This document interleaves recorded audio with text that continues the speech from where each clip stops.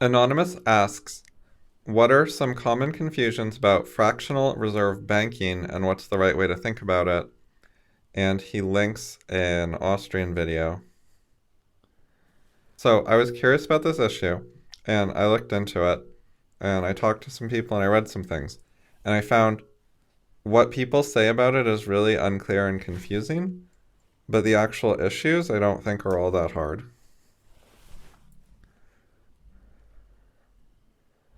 So here's roughly what should happen. You lend your money to a bank, you put it in an account that pays interest, and the bank is going to lend it out to people. If the bank was not lending it out to people, they would not pay you interest, they would charge you money for holding onto your money for you, like a storage fee. It wouldn't be very large, but there would be like a small storage fee to have a bank account. If the bank was just going to keep your money, keep 100% of your money, and then give it back whenever you want it. That is not the type of account most people want. Most people want the bank to lend out their money and pay some interest. They want to use the bank to outsource lending because they don't want to figure out who to lend money to themselves. That's hard and that's risky. They might lend it to someone who never pays them back. So you give your money to the bank who are expert lenders and they have a large portfolio. They lend to a lot of people. So if 1 in 1,000 people don't pay the money back, the bank still makes money on lending overall, so everyone gets paid interest because the risk is shared between all the depositors. Whereas if you were doing lending yourself and 1 in 1,000 people didn't pay the money back, you might get unlucky and lose a bunch of money. So there's the risk splitting up too. So anyways, we want to deposit money in a bank and get some interest. And the basic fact is, if the bank lends out the money, then not all of the money can be withdrawn. So fractional reserve banking means the bank lends out some of the money rather than being storage. For example, the bank could lend out 80% of the money, and they could keep 20% as a reserve so that there's some money that you can withdraw if you need spending money. But 80% of the money has been lent out. So for simplicity, let's say that all loans are for 1 year. That would mean that the bank could not guarantee giving you back 100% of your money unless you're willing to wait a full year. That would be the maximum amount of time it would take for the bank to get all of its loans paid back and then pay out all its depositors the full amount. So if the maximum duration of loan the bank uses is a year, and you deposit in that bank, in return for the interest, you have to be willing to potentially wait to get all of your money back. You can get some of it back sooner, but you might have to wait a significant amount of time to get all of your money back.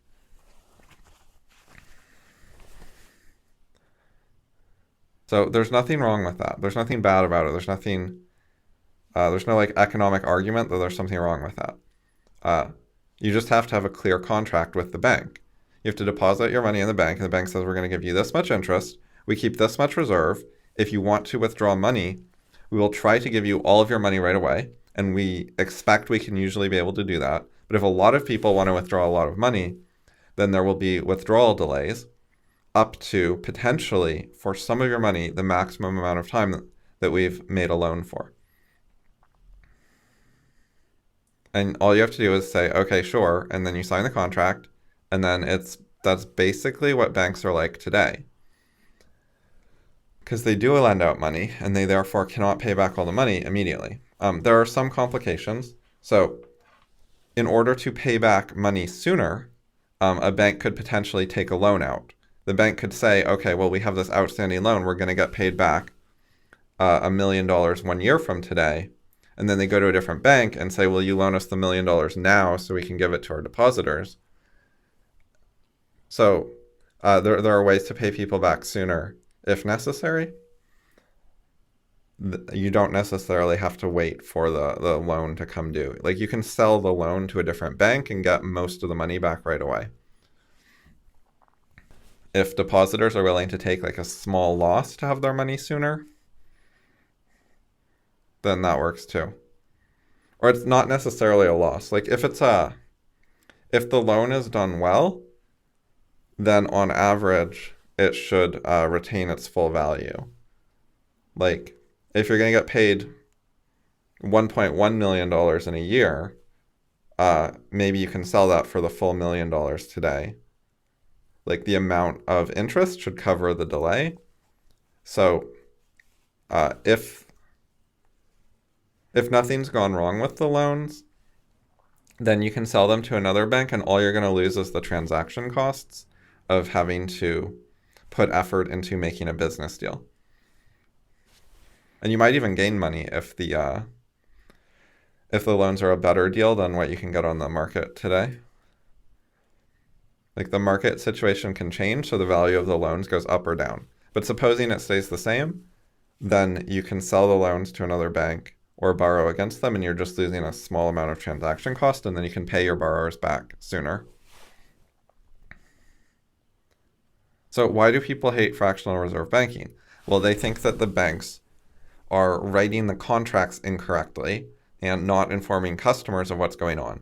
So what they see is customer puts money in a checking account, and the customer believes, I have full access to 100% of my money the instant I want it. I can write a check for the full amount on the account. And the bank, the actual situation is not all the customers can do that. So the contract really needs to say, we'll try to honor your checks for the full amount in your account. We have a reserve that we think will be adequate based on expected withdrawal demand, but we cannot guarantee that in full, and there could potentially be a wait. So anyways, the basic complaint is that banks don't tell people that's the contract, that's the thing going on, and that they're therefore committing fraud, that they're lying about the situation. But there's nothing wrong with that type of contract. The only actual criticism of it is if the banks are fraudulent about it, if they lie to customers about what the situation is, if they mislead customers, if they false advertise, etc.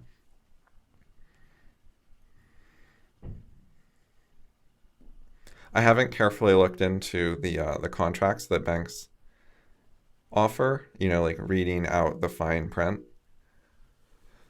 But I think people who care know what's going on, that the bank is lending out the money. And if the money is being lent out, then the bank doesn't have all of it. And therefore, if everyone wanted their money back, there would have to be a delay. I think it's not hard to find that out. So I don't know if the banks are doing something wrong or not, but as a customer, I don't think it's a big deal. You should know what's going on. I mean, it could be a big deal if there's a run on the bank and all the other customers were getting mad, and then the bank lost a bunch of money in the chaos because everyone was hating on them and pressuring them to return the money immediately and so on. So there's some risk there of a bunch of confusion rather than an orderly withdrawal over time. What should happen in a run on the bank is the bank says, okay, our reserves are getting low. We're putting withdrawal limits. You can only withdraw a little bit of money because we don't have enough for everyone to withdraw everything. And then we'll quickly start calling in some loans when we can, selling off some of our loans, and we'll try to get most people most of their money back quickly. And but you're going to have to wait a while to get all of it, because we're not going to be able to get all of the loans undone quickly without losing money, and we don't want to lose money, so there's going to be some waiting. They will also, the bank could just very reasonably say to people, look, if you want to withdraw a lot of money today, we'll be happy to do it if you will take 90 cents on the dollar. They're like, you can withdraw this much of your money for the full amount, and if you want more, we'll give you 90% of the withdrawal amount. So you'll lose a little money, or maybe it'll be 95 or 98%. So they can offer, if you want all your money back now, you just have to take a small discount to make up for us calling in the loans, something like that. Anyway, so there's no real theory problem here. There's just people writing about it in ways where they're like, fractional reserve banking is evil. And then the other side is like, oh, there's no problem at all. And I don't know. I don't think the issue is very complicated. I just think everything everyone writes about it seems to be really confusing, unclear, and yelling at each other.